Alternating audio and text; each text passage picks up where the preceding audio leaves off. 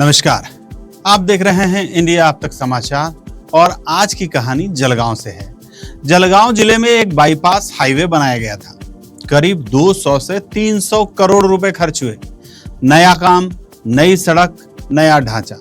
और अब खबर यह है कि काम पहले से ही खराब हो रहा है। गड्ढे पड़ गए हैं, सड़कें उखड़ने लगी है, भराव जो है वो निकल गया है, सड़क में दरारें आ गई है। शिकायतें थी, काफी सारी शिकायतें थी, लेकिन किसी ने गौर नहीं किया, किसी ने कोई एक्शन नहीं लिया। उस वक्त के जिला अधिकारी आयुष प्रसाद जी भी चुप रहे। वो तो ट्रायल लेके आए और सब कुछ ओके कर दिया था। मंत्री जो लोग यहाँ पर हैं वो लोग भी चुप रहे, विधायक चुप रहे, सांसद चुप रहे। अब राज्य के वरिष्ठ मंत्री गुलाब राव पाटिल साहब खुद कबूल कर रहे हैं। उन्होंने कहा कि कई बार शिकायतें हुई लेकिन किसी भी तरह की कार्यवाही नहीं हुई। माझं तर म्हणणं आहे की स्ट्रक्चरल ऑडिट झालं पाहिजे, त्याच्यावर फौजदारी गुन्हा दाखल झाला पाहिजे, वेळ पडली तर जेलमध्ये घालता आलं तर घातलं पाहिजे, असा विचाराचा मी माणूस आहे। कारण की हा पूल काही छोटा पूल नाही आहे, हा पूल देशाला जोडणारा पूल आहे, 4-5 राज्यांना जोडणारा पूल आहे। या पुलाच्या माध्यमातून जर अशी घटना घडत असेल तर अद्दल घडवली पाहिजे की याच्या पुढे देशामध्ये असा कोणीही कॉन्ट्रॅक्टर असू नये की ज्याने असं घाम काम करावं। मी पत्र दिलेलं आहे ऑलरेडी पूर्वी पण, आणि नियोजन बैठकीमध्ये आपण सगळेजण आहात। प्रत्येक वेळेस लोकांच्या तक्रारी त्यांच्या येत होत्या। आता तुम्ही माझ्या गावापासून जर गेला तर एक लग्नापर्यंत जे सर्व्हिस रोड पाहिजे ते सुद्धा पूर्ण केलेलं नाही या लोकांनी। त्या तक्रारी करून सुद्धा यांना असं वाटतं की सेंट्रल आहे, आमचं कोण बघून घेईल, राज्याचं काय ऐकायचं, अशा पद्धतीची रग यांना आहे। मला तरी असं वाटतं की त्यांच्यावर कारवाई करण्याकरता मी शिफारस करेल।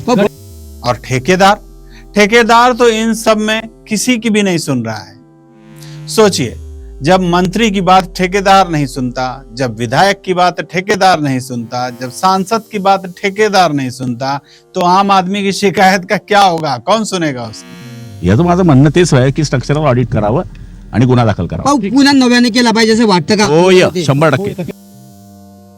3 दिन बाद अचानक याद आया। 2 मंत्री जी जो हैं वो दल बल के साथ घटनास्थल पर पहुंचे, क्रोध में नजर आए।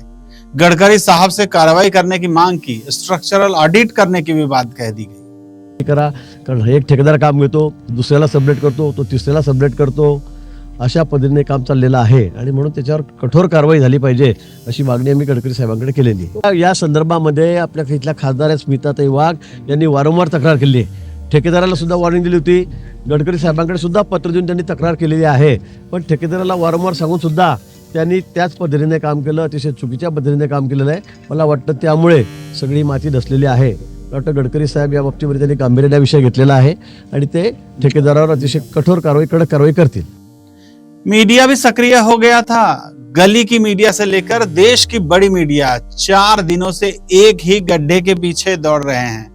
लोग कहते हैं कि एक ही बात को अलग अलग तरह से बता रहे हैं। लोगों का कहना है कि अगर ठेकेदार साहब मेहरबानी कर दें तो कवरेज बंद हो जाएगा। अब सोचिए मीडिया की क्या हाल हो चुके हैं। और फिर जवाब आएगा कि जांच जारी है, जांच पूरी होगी तो कार्यवाही करेंगे।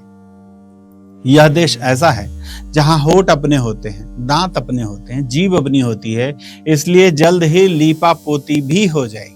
त्यांना राज्याच्या कोणत्याही नेत्यांनी किंवा पदाधिकाऱ्यांनी तक्रार केली त्याचं त्यांनी एनसी घेतलेलं नाही, कोणाचं ऐकलं नाही। आसोद्याच्या शेतकऱ्यांनी तक्रार केली त्यांचं ऐकलं नाही, जनरल लोकांनी तक्रार केली त्यांचं ऐकलं नाही, खासदारांनी तक्रार केली त्यांचं ऐकलं नाही, जिल्हा नियोजन समितीमध्ये वेळोवेळी तक्रार झाली त्यांचं ऐकलं नाही। हा मगरूरपणा आहे।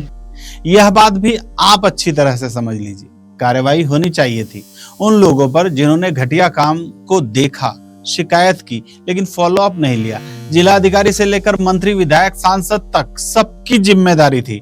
और सबसे खास बात यह है कि इस सड़क से ट्रैफिक तो आने जाने दिया जा रहा था, लेकिन विधिवत इसका उद्घाटन अभी तक नहीं हुआ। यानी काम इतना घटिया है कि उद्घाटन तक नहीं करवाया गया, लेकिन जनता को उसी सड़क पर उतार दिया गया। आपको यकीन होता है? मुझे तो यकीन नहीं होता है, क्योंकि अगर सच में किसी की सुनी जाती तो गड्ढे नहीं पड़ते। अगर सच में किसी की जिम्मेदारी होते तो ठेकेदार किसी की नहीं सुनता। यह बात खुद मंत्री जी को कबूल नहीं करनी पड़ती। अब देखना है कि स्ट्रक्चरल ऑडिट होता है या नहीं, कार्यवाही होती है या नहीं, या फिर 4 दिन के बाद यह खबर भी वैवाहिक कागजों वाली खबरों के बीच में कहीं दब जाएगी। क्योंकि इस सिस्टम में गड्ढे तो भर दिए जाते हैं, लेकिन जिम्मेदारी के गड्ढे कभी नहीं भरते। मैं हूं आनंद शर्मा और आप देख रहे थे इंडिया अब तक समाचार, कड़वा लेकिन सच। जय हिंद। इंडिया आप तक समाचार, कड़वा लेकिन सच।